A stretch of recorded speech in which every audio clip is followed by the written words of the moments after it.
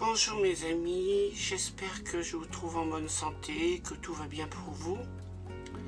Je suis toujours touché par certains de vos commentaires où on s'inquiète de moi, où l'on est gentil avec moi et ça me fait grand plaisir.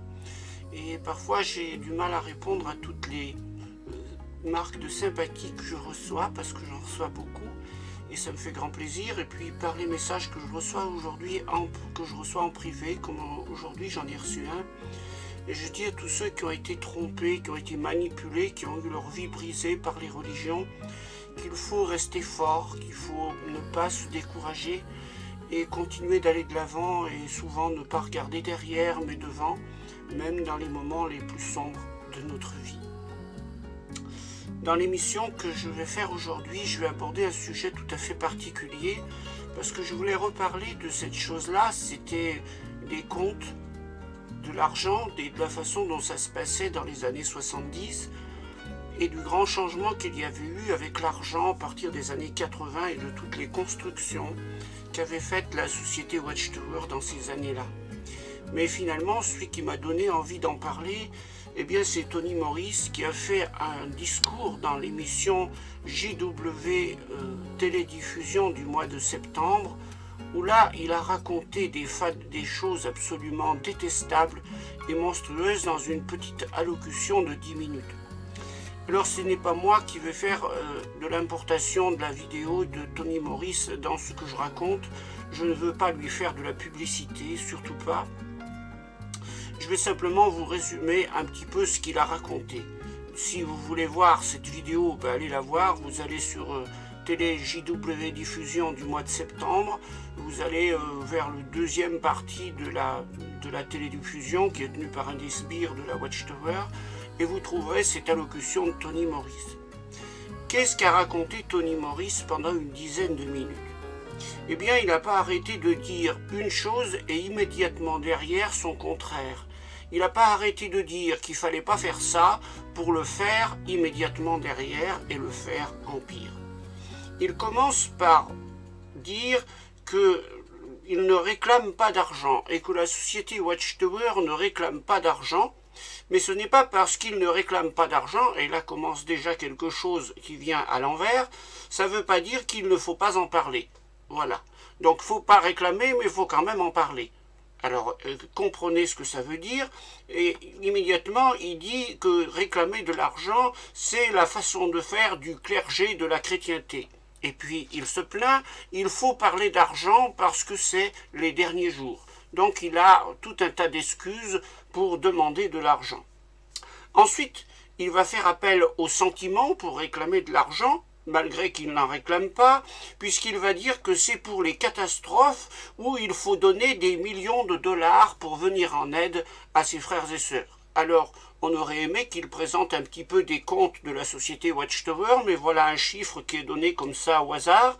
La société Watchtower aurait dépensé des millions de dollars l'année passée pour venir en aide à des catastrophes naturelles. Ben, ma foi, je le crois, pourquoi pas, bien que je n'en ai aucune preuve.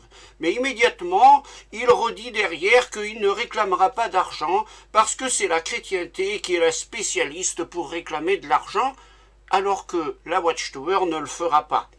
Mais après avoir justement dit qu'il faut donner par amour, il va trouver une deuxième raison d'inciter à donner en allant la chercher dans le livre du Deutéronome au chapitre 16, les versets 16 et 17. Et il dira immédiatement que, bien que c'était pour les Juifs, eh bien cette belle pensée s'applique aussi à nous. Bon, bien sûr, il n'y a pas de preuve que ça s'applique à nous, mais il faut le croire sur parole. Le passage de Deutéronome, chapitre 16, versets 16 et 17, s'applique aux chrétiens. Alors, que disait ce verset? Que aucune personne ne devrait paraître devant Jéhovah les mains vides. C'est-à-dire que quand les Israélites allaient aux fêtes annuelles, ils devaient systématiquement y aller avec un don pour Jéhovah. Remarquez simplement que quand Jéhovah demandait de paraître devant lui, de ne pas paraître devant lui les mains vides, c'était pour une fête annuelle. Or, Tony Morris est en train de dire que chaque fois qu'on paraît devant Jéhovah, on ne doit pas y paraître les mains vides. Combien de fois par an le témoin de Jéhovah paraît-il aux réunions? Au minimum 2 fois par semaine, sans compter les assemblées 3 fois par an. Ça fait beaucoup plus qu'une fois par an. Eh bien, à chaque fois, le témoin de Jéhovah ne devrait donc pas paraître devant Dieu les mains vides. Il devrait systématiquement donner de l'argent. Ah oui, mais attendez, ce n'est pas tout. Parce que Tony Morris va aller beaucoup plus loin. Il va dire que puisque Jéhovah a dit qu'aucun ne devait paraître devant lui les mains vides, ça concernait tout le monde, y compris les riches, y compris les pauvres, y compris les béthélites. Mais il insiste sur les pauvres, puisqu'il dit que nous ne devrions pas faire la somme de tout ce que nous faisons en disant finalement j'ai déjà tellement donné en faisant ceci, en faisant cela, que je ne suis pas concerné par le fait de donner de l'argent. Non. Et il va dire carrément, Jéhovah n'approuve pas que nous venions les mains vides. C'est-à-dire que celui qui ne fait pas un don désobéit à Jéhovah. Eh bien oui. Et il va dire que, pour finir son sujet, il va aussi dire que Jésus a dit « Si quelqu'un m'aime, il obéira à ma parole ». Alors donc, il faut obéir à la parole de Jésus qui te dit qu'il faut donner des dons chaque fois que tu viens à une réunion pour la Watchtower. Et il dit que, bien sûr, qu'on ne peut pas seulement participer à l'œuvre du royaume. Et que franchement, la société Watchtower en a besoin, parce que soi-disant, elle n'aurait pas d'argent pour payer ses fournisseurs dans tous les projets qu'elle a en cours actuellement. Ils sont en train de construire des locaux pour les vidéos, etc. Et il leur faut de l'argent. Et ils ne peuvent pas dire à leurs fournisseurs, nous sommes une œuvre de bénévole, donc nous ne vous payons pas. Donc les témoins de Jéhovah doivent payer. Et il va utiliser l'exemple de la veuve qui est venue au temple, pas pour dire vous faites ce que vous voulez, mais pour dire que même pauvre, elle a donné pour l'œuvre du royaume. Et il va réindiquer. En fait, au cours de son sujet, il a insisté plusieurs fois sur la chose que même les pauvres doivent donner pour l'œuvre du royaume. Voilà ce que Tony Morris a raconté. Moi, je trouve ce discours totalement abject, puisqu'il n'a pas arrêté de dire le contraire, de dire une chose et immédiatement son contraire. Il n'a pas arrêté de dire qu'il ne fallait pas réclamer de l'argent comme le fait la chrétienté pour en réclamer lui, et le pire, c'est qu'il le réclame aux pauvres. Et voilà dans la situation ubuesque dans laquelle on tombe aujourd'hui. C'est-à-dire que la Watchtower s'est appropriée l'ensemble des biens des témoins de Jéhovah du monde entier. Elle a fait main basse sur les salles du royaume, elle a fait main basse sur les salles d'assemblée, elle a fait main basse sur tout l'argent qui était dans les congrégations, elle a tout ramassé. Et maintenant, elle réclame encore de l'argent aux pauvres, c'est-à-dire que dans les pays pauvres d'Afrique, d'Amérique latine ou d'autres parties dans le monde, où les gens ont un revenu par habitant qui est très bas, un témoin de Jéhovah de ces régions-là ne doit pas venir à la réunion sans faire un don à qui? À des Américains. C'est-à-dire que c'est des pays riches qui sont en train de subventionner des gens vivant aux États-Unis pour construire des bâtiments aux États-Unis. Où c'est qu'on en est là? Voilà que des gens qui n'ont à peine pour manger devraient chaque fois qu'ils vont aux réunions mettre de l'argent dans la boîte à contribution pour que Tony Morris puisse payer ses fournisseurs de tous les bâtiments qu'il veut construire aux États-Unis. Ah bon?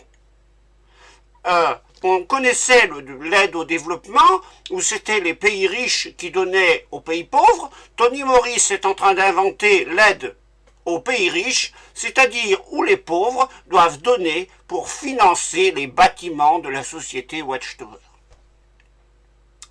Ubuesque, incroyable. Il a osé, ce type-là n'hésite pas à raconter n'importe quoi. Et visiblement, comme disait quelqu'un, je crois que c'est Brassens, les cons, ça ose vraiment tout. Il n'a aucune limite. Ce type-là n'a vraiment aucune vergogne. Il peut raconter des fadaises monstrueuses et il y va, mais il y fonce la tête baissée, sans se rendre compte de ce qu'il raconte tant c'est monstrueux. Le mot est pas trop court, et pas trop fort. Qu'est-ce que je vais répondre à Tony Morris? Je vais lui répondre la chose suivante. Je vais dire à Tony Morris que pour atteindre la place qu'il a atteinte, eh bien, il a dû lécher les bottes allègrement de nombreux surveillants de circonscription. Pourquoi? Parce qu'à une époque où lui devait encore charger sa mitrailleuse pour tirer sur le Viet Cong, puisqu'il a fait la guerre du Vietnam qui a pris fin en 1975, moi, j'étais déjà en train de proposer du réveillez-vous. Pas la tour de garde, parce que sa revue, considérée comme fallacieuse, avait été interdite en France par le général de Gaulle. Ce n'est qu'avec l'élection de Valéry Giscard d'Estaing en 1974 que nous allons retrouver la tour de garde et la proposer au public. Mais jusque-là, elle était interdite, on n'avait que le réveillez-vous. Et je rappellerai à M. Tony Morris un petit peu les comptes de la société Watchtower à l'époque. Oh, il y a un rapport des comptes que j'ai entendu tous les mois pendant 10 ans. Or, comme il y avait 2 lignes de ce rapport des comptes de la congrégation qui étaient répétées tous les mois, je m'en rappelle très bien, 40 ans plus tard. Alors que, oui, 45 ans plus tard, elles ne sont plus prononcées, je m'en rappelle encore. Dans les dépenses de la congrégation, il y avait 200 francs donnés pour le loyer de la salle, ce qui représentait environ 30 €. Il y avait 20 francs envoyés au bureau de Paris. 20 francs envoyés à la Watchtower. 20 francs. C'est-à-dire, pour convertir en euros, autour de 3 €. Oui, on envoyait 3 € par mois à la Watchtower. Bon, c'est vrai. À l'époque, on payait nos périodiques. Quand la Watchtower imprimait des périodiques, et elle a eu tout intérêt à imprimer des tours de garde, puisque chaque fois qu'elle imprimait des réveillez-vous ou des tours de garde, on les achetait à la salle du royaume. Donc tous ces périodiques étaient vendus.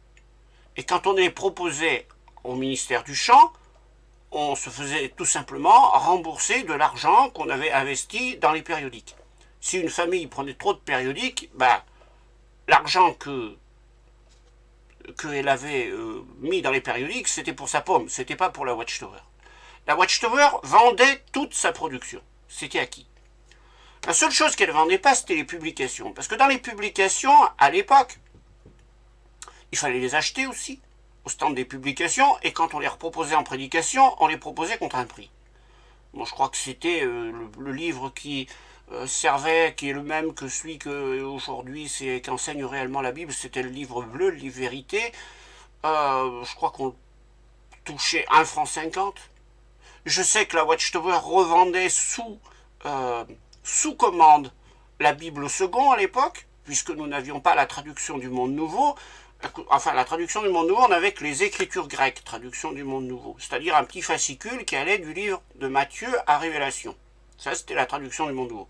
Et pour avoir l'Ancien Testament, on utilisait une Bible, traduction second, qu'on pouvait se procurer sous commande au stand des publications à la salle. Et ça nous coûtait environ, je crois que c'était 10 ou 12 €, quelque chose comme ça. On avait 2 Bibles, en fait, pour aller à la salle. Bon, mais si la Watchtower le faisait sur commande, c'est que justement, elle ne voulait pas assurer de stock de ces Bibles. Quand vous les commandiez, les commandez au vendeur et vous les repayez quand vous arrivez à la salle. Donc elle faisait juste un petit avance d'argent, c'est tout. Et elle avait l'avance d'argent évidemment du stock de publication des congrégations, puisque tout cela était stocké à la salle d'une part et puis réparti dans diverses familles de la congrégation. Moi j'avais dans ma chambre des cartons de publication de la Watchtower que je n'avais surtout interdiction de toucher, interdiction de regarder. Alors tous les 6 mois, je crois, il paraissait un avis dans le ministère du Royaume pour faire l'accord des comptes de la congrégation. Qu'est-ce que signifiait l'accord des comptes? Alors ça, c'était quelque chose que moi j'ai vu chez moi pendant des années, le dimanche après-midi, où il y avait toute la table de la cuisine qui était couverte de factures qui venaient de la société Watchtower, qui étaient les factures des périodiques, les factures des publications, les factures de ceci et de cela. Et oui, il fallait accorder ces comptes avec l'argent qu'il y avait en caisse et qui avait été déposé sur le compte et qui avait été envoyé à la société pour payer les périodiques et payer les publications. Alors, comme celui qui vendait le préposé aux périodiques, aux publications, avait évidemment une caisse à tenir avec des entrées, des sorties, rendre la monnaie quand il vendait les périodiques, etc., il arrivait à avoir inévitablement des erreurs. Alors après, quand il fallait faire la Cour des comptes, il fallait chercher où étaient les erreurs, parce que la société Watchtower voulait être payée en intégralité de ce qu'elle avait, et il fallait accorder les comptes, il fallait que les comptes soient d'aplomb, et puis c'était surveillé par le surveillant de circonscription à l'époque. Bon, tout ça, ça se faisait. Et puis, franchement, comment on vivait à l'époque? On attendait Armageddon pour tout de suite. Est-ce qu'on s'était lancé à construire des salles du royaume? Non, non, non, non, non et non. On avait simplement des salles louées. Quand je vous dis qu'on payait 200 francs pour le loyer de la salle, c'est-à-dire 30 euros, mais on louait un ancien garage dans lequel il y avait des chaises en bois, un podium qui était fait avec des planches de coffrage, je crois, un poêle qui fonctionnait au mazout pour se chauffer l'hiver dans un coin, il n'y avait même pas de toilette. Non, il n'y en avait pas. Et il n'y avait même pas de toilette d'ailleurs. Les réunions duraient 2 heures, 2 heures et demie. Pour les gosses, c'était tu vas à la salle, tu y vas avant et tu y vas après. Il n'y avait rien. Hein, voilà. Et c'était pas seulement chez nous. Moi, je me rappelle avoir accompagné mon papa faire des conférences à Grenoble. Je me souviens, on est allé à Romans, à Valence, à la Côte Saint-André, c'est pareil, c'était dans un vieux garage. Quand on allait à Grenoble, je me rappelle être allé dans une salle à Grenoble, c'était vers le centre-ville de Grenoble, je ne sais plus où. C'était une salle qui était toute en longueur. Je crois que c'était dans le quartier Saint-Laurent à Grenoble, si mes souvenirs sont bons. Une salle qui était toute en longueur, où il faisait chaud d'ailleurs, c'était en été. C'était dans une rue, ça devait être une ancienne boutique qu'ils avaient transformée en salle du royaume. Je me souviens être allé à la Mure, il y avait une salle à l'étage. C'était tout petit aussi. C'était serré, mais on attendait Armageddon. Qu'est-ce qu'on allait construire des salles du royaume? Qu'est-ce qu'on allait construire des bâtiments? Après tout, qu'est-ce qu'avait la société? Ah oui, il y avait des bâtiments à Brooklyn. Oui. Il y avait un bâtiment qui appartenait à la société en France. Il y avait le local 81 rue du Point du Jour, 92 100 Boulogne-Billancourt. Et puis, je me souviens que quand on a fait le congrès de 1973, au stade de Colombe à Paris, on est allé visiter le tout nouveau Bethel de Louviers qui venait d'être... Ils avaient construit une petite imprimerie parce qu'ils n'avaient plus de place dans le rez-de-chaussée de Boulogne-Billancourt pour faire tourner des presses, donc c'était parti. Ils avaient construit ce petit Bethel à Louviers qu'on est allé visiter un soir après la session de l'Assemblée au stade de Colombe en 73. Et puis la Watchtower faisait à l'époque aussi des choses qu'elle ne faisait pas aujourd'hui. Elle pouvait gagner de l'argent, c'est vrai, avec les abonnements. On proposait l'abonnement aux périodiques dans le territoire. Moi-même, j'avais réussi, parce qu'on m'avait donné des abonnements à renouveler. Puis un autre, c'est vrai, je l'ai obtenu moi-même. Un abonnement au périodique. C'est-à-dire qu'il y avait des mois où on proposait l'abonnement au périodique Réveillez-vous ou la Tour de Garde pour 10 francs. Et donc, quand la personne s'abonnait, elle recevait pendant 1 an 2 numéros par mois du Réveillez-vous. Ce qui était le cas, moi j'avais 2 abonnements comme ça, là-bas au pied du Vercors. Donc la Watchtower gagnait de l'argent comme ça, mais c'était crédible. C'était crédible. Et jamais il y avait de racolage pour de l'argent. Quand la Watchtower vendait des périodiques 20 centimes, un livre vérité 1 franc 50, 20 francs envoyés au bureau de Paris, bon, c'était pas, ça vous paraissait être une organisation qui était pure, qui était saine, qui était... Ouais. Ils consommaient pas d'argent. Ça paraissait logique. Ça allait avec ce qu'il racontait à l'époque. Il racontait à l'époque, ce que le surveillant de circonscription racontait, que la terre allait être labourée à Armageddon. Donc, en se basant sur un texte de la Bible où on disait que Sion sera labouré comme un simple champ. Alors, moi, je sais pas, dans la tête d'enfant, je m'imaginais que Les anges allaient labourer la terre sur 200 mètres de profond avec une grosse charrue, tout ce qui était à la surface du sol allait passer sans dessus-dessous. Ça faisait peur d'ailleurs. Tu te disais waouh. Parce que quand tu sais ce que... Tu as déjà vu labourer un champ avec une charrue, bah, tous les animaux qui habitent dans ce champ, les petits rongeurs, tout ça, ils voient leur maison détruite d'un seul coup. Tout ce qui est à la surface du champ passe dessous. Bah, c'est ce qui allait arriver au monde. Donc, c'est pas le moment où tu allais construire des bâtiments, construire des choses comme ça. Mais ça allait avec l'enseignement qui était donné. Ça avait un sens. Et la société Watchtower ne réclamait jamais d'argent. Alors qu'Anthony Morris dit dans son sujet que l'organisation ne réclamait pas d'argent, non, elle ne réclamait pas d'argent. Bon, les choses ont changé au début des années 80. D'un seul coup, il fallait construire. Il y a eu une folie qui s'est emparée de la Watchtower des années 83, 84, jusqu'au milieu des années 90. Où là, il y a eu des constructions de partout. Partout ça a construit. En France, ils ont construit 4 salles d'assemblée. Ils ont refait le Bethel de tout. Ils ont déménagé de Boulogne-Billancourt pour aller à Louviers où ils ont construit le Bethel. Toutes les congrégations quasiment ont construit leur salle du royaume. C'était le moment où on construisait les salles en 48 heures et qu'ils faisaient leur publicité là-dessus d'ailleurs. Qu'ils étaient capables de construire en 48 heures. Pourquoi il y a eu cette frénésie de construction d'un coup? D'ailleurs, ça a troublé les témoins de Jéhovah de l'époque. Tu annonçais Armageddon. Bon, il n'était pas venu en 75. Hein. Mais dans les années 80, tout le monde attendait à nouveau Armageddon. Pire que jamais. Pourquoi? Parce que on attendait que avant que la fin de la génération de 14 soit passée, ça y est, Armageddon serait là. Mais attendez, c'était les personnes qui étaient adultes en 1914. Avant que toutes celles-là soient mortes, Armageddon serait venu. Bon, dans les années 80, c'était des personnes qui avaient 90 ans. Alors c'est vrai, hein, on voyait encore dans les années 80 des poilus de 14 qui assistaient à la cérémonie du 11 novembre, à l'Arc de Triomphe à Paris, et dans toutes les communes. Hein, il y en avait encore quelques-uns, des poilus qui avaient fait la Grande Guerre dans les années 80. Moi, je me rappelle, je les voyais quand j'allais à l'école. Dans les années 80, j'allais plus à l'école, mais dans les années 70, le 11 novembre, il y avait tout un tas de vieillards qui tenaient les drapeaux lors de la cérémonie du 11 novembre. C'était tous les survivants de la Grande Guerre. Ils étaient là. Il y en avait encore quelques-uns dans les années 80. Et la société vous disait qu'avant que cela soit parti, Armageddon serait venu. Alors, mais là, il y avait un porte-à-faux, parce que d'un côté, on vous disait Armageddon, c'est pour tout de suite. C'est là où, comme je vous l'ai dit dans une autre vidéo, j'ai vu des trucs incroyables, où j'ai vu une sœur qui avait plus de 60 ans se marier avec un jeune de 20 ans sous prétexte que elle allait rajeunir puisque le monde nouveau allait arriver et que il n'y avait pas de souci puisque l'histoire d'âge ne comptait plus.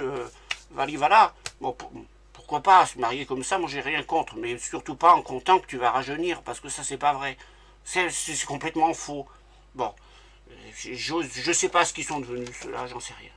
Mais comment la société Watchtower pouvait-elle se targuer de construire comme elle construisait au moment où elle allait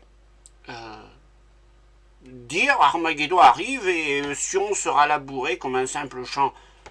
Alors là, la Watchtower a sorti une autre explication. Elle trouve toujours un passage de la Bible pour justifier ce qu'elle fait. C'est dingue, ça. La Watchtower est passée maître dans l'art de ceci.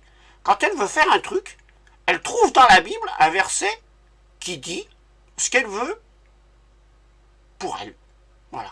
Donc, si on sera labouré comme un simple champ, on n'en parlait plus. Le rebut.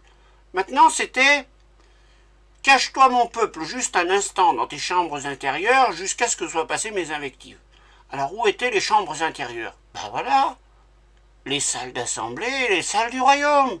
Pour survivre à Armageddon, vous avez besoin d'un bâtiment pour vous mettre à l'abri. Donc, il faut construire. Construire. Et voilà, le tour de passe-passe était fait. Et le témoin de Jéhovah, convaincu par un verset de la Bible, eh bien, il a mis à la main à la poche et il a financé toutes les salles d'assemblée, toutes les salles du royaume. Après les années 90, ça s'est... milieu des années 95, par là, 96, ça s'est beaucoup ralenti, les constructions. Ça a continué quand même un peu. Il y avait dorénavant 4 salles d'assemblée en France, des salles du royaume pratiquement pour toutes les congrégations. C'est vrai qu'après, avec les problèmes qu'il y a eu pour les sectes, construire de nouvelles salles d'assemblée, ça a bloqué de partout. Ils n'ont pas pu faire celles qu'ils voulaient faire dans l'Est. Et ils ont pas réussi. Je sais qu'il y en a une dans le sud-ouest, je crois qu'ils ont bataillé pour faire aussi, mais enfin ils l'ont faite celle-là. Et puis il y a eu beaucoup d'opposition à certains projets de salles du royaume. Mais les salles du royaume, ils avançaient quand même, ils continuaient d'en faire. Tout ça, ça a duré jusque dans les années 2000. Où là, d'un seul coup, il y a eu le projet, parce que du coup, on ne faisait plus d'assemblée dans les bâtiments loués, puisque de toute façon la société l'a dit, il fallait rentabiliser les salles d'assemblée. Et c'est vrai que c'était stupide à un certain moment d'avoir des salles d'assemblée, puis d'aller faire des grandes assemblées en louant des salles. Bien que, ça ne devait pas se louer si cher. Vous allez me dire, dans les années 70, la société louait systématiquement les salles pour faire les assemblées de district, pour faire les assemblées de circonscription. Parlons-en. Quand vous louez, comme nous à Grenoble, c'était le Palais des Sports. Si vous le louez quand il y a d'autres événements sportifs qui étaient organisés, parce que le Palais des Sports, qui était l'ancien Palais des Glaces olympiques des Jeux olympiques de 68, il servait l'hiver pour des spectacles d'Holiday on Ice, il servait pour les 6 jours de Grenoble, il servait pour des épreuves sportives et des expositions diverses. Mais en plein mois d'août, il sert à qui? À quoi? Qui allait louer le Palais des Sports en plein mois d'août? Personne. Et avec les témoins de Jéhovah qui le demandaient à cette époque-là. Donc je vais vous dire, la ville, c'était pas bête, hein. Et ça c'était vrai dans n'importe quelle ville de France et pour n'importe quel bâtiment. Quand tu veux louer un stade, un palais des expositions, un palais des sports, en plein mois d'août, au moment où les gens sont en vacances, et où il n'y a pour aucune exposition de prévue, et que le bâtiment va être loué à personne, bah, les municipalités, elles étaient bien contentes de trouver les témoins de Jéhovah pour leur louer le bâtiment. Alors, fier de ça, je ne pense pas que la société Watchtower dépensait tant que ça pour louer ces bâtiments. Elle ne dépensait pas tant que ça. Et j'avais remarqué que quand, par exemple, on louait pour les assemblées de circonscription, on louait la Bourse du Travail à Lyon, c'était souvent loué le 11 novembre, ou le jour de l'Ascension, ou quelque chose comme ça, pour justement éviter, à tout prix, d'avoir une salle qui coûte cher. C'était tout à leur honneur, hein. Moi, je ne dis rien là-dessus. C'était bien joué de louer le moins cher possible quand les autres n'en veulent pas. Mais c'est pour dire que la société Watchtower n'avait pas à dépenser tant que ça d'argent. Alors maintenant, quand Tony Morris dit « J'ai besoin d'argent parce que j'ai un parc de bâtiments considérable pour lequel il faut dépenser de l'argent pour l'entretenir, pour payer les réparations, le vandalisme, l'assurance, etc. » Mais c'est la faute à qui? Parce que, remettons un peu les choses à leur place. Dans les années 2000, un peu plus, la Watchtower Bible America a mis la main sur tous les bâtiments des témoins de Jéhovah dans le monde. Sur tous les savoirs des congrégations. Vous savez, avant, on avait une congrégation, moi je me souviens chez nous, quand on a voulu faire ceci, cela, on faisait des dons, on faisait une cagnotte dans la congrégation, puis après on payait pour la salle. Mais la salle appartenait à l'association locale. Mais c'est terminé ça. Si vous aviez fait une cagnotte pour quelque chose dans la congrégation, tout cet argent, il a été raflé par les Américains, c'est tout parti aux États-Unis. Dorénavant, c'est tout centralisé à Warwick. Tout l'argent va là-bas. Et on vous dit, oh mais, et on vous dit, oui, mais de toute façon, il n'y a pas de souci, dans quelques années, on vous redonnera pour faire vos projets.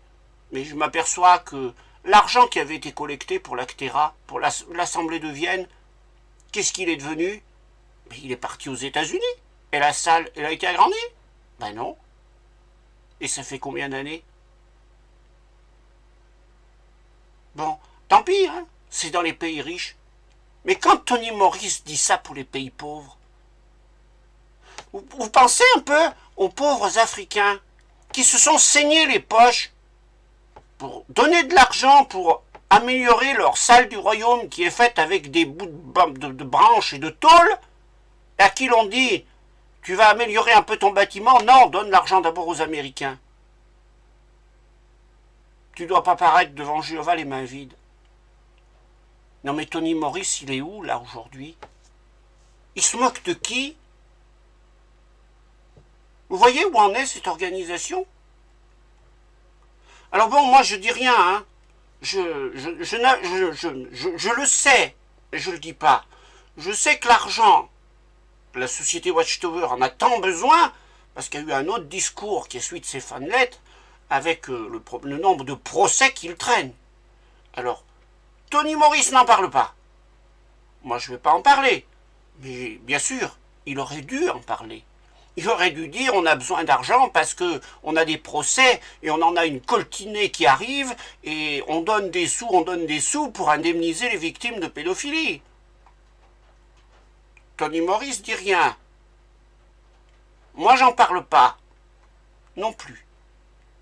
Mais je dis simplement que quand on parle d'Armageddon et de la proximité de la fin, qu'on accuse la chrétienté de réclamer de l'argent, alors que lui, j'ai jamais entendu ni les curés, ni les pasteurs, ni qui que ce soit, dire il faut que ce soit les pauvres qui donnent à l'Église. Tony Morris l'a dit. Nul ne paraîtra devant moi les mains vides. Aucune personne. Ça veut dire que ce qui était une fête annuelle, où chaque année, l'Israélite devait apporter un don, il avait le temps de se préparer, il avait toute une année pour aller donner son don. Et là, Tony Morris dit, à chaque réunion, chaque fois que tu parais devant Jéhovah, tu dois amener un don avec toi. C'est-à-dire que 2 fois par semaine, le pauvre témoin de Jéhovah d'Afrique ou de n'importe où qui n'a rien à bouffer, il doit mettre un don dans la salle, dans la boîte à contribution. C'est ce qu'a raconté Tony Morris. C'est ça. Je ne sais pas si ce type se rend compte de sa stupidité et du point où il en est dans la bassesse. Ah mais ça, il fait pas comme les gens de la chrétienté, il fait pire. Il fait pire.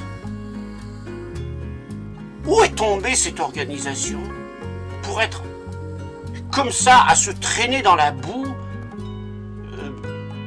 et même sans s'en rendre compte? Comment il peut dire je réclame pas alors qu'il réclame aux pauvres par derrière, leur mettant le couteau sous la gorge, leur disant si vous ne donnez pas des dons, vous obéissez pas à Jésus-Christ? Non mais attendez, où il va le type là? Il se souvient un peu de ce qu'a été la Watchtower dans les années passées et de la façon dont elle vivait, où elle était en accord avec ses paroles, alors qu'aujourd'hui elle n'y est plus du tout.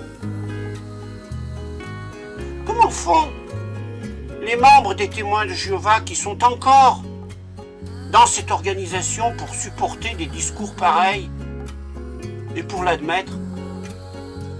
Je ne sais pas comment vous faites. Je sais pas. Il y a un moment, vous devriez réfléchir sérieusement à la suite des choses. Voilà, c'est ce que je voulais vous dire dans cette émission de ce mois-ci. Je souhaite que vous continuiez à, ceux qui me suivent et que je ne connais pas, qui sont là à se demander s'ils continuent ou pas, n'ayez pas peur. Sortez de la Watchtower, prenez votre vie en main et vous serez beaucoup mieux que si vous restez dans cette organisation qui est en train de descendre vers je ne sais quoi. Probablement la fin de la Watchtower est pour bientôt, faut se le dire. C'est comme ça. Ça peut arriver et visiblement on y va. Comment ça finira? Bien seul l'avenir nous le dira. Bisous, à bientôt. À la semaine prochaine.